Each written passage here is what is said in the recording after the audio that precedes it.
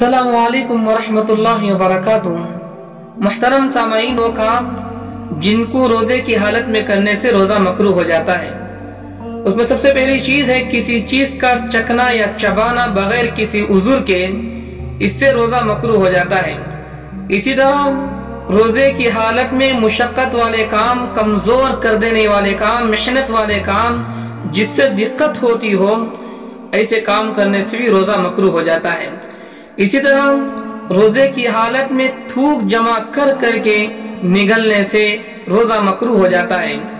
रोज़े की हालत में गुनाह के काम करने से भी रोज़ा मकरूह हो जाता है।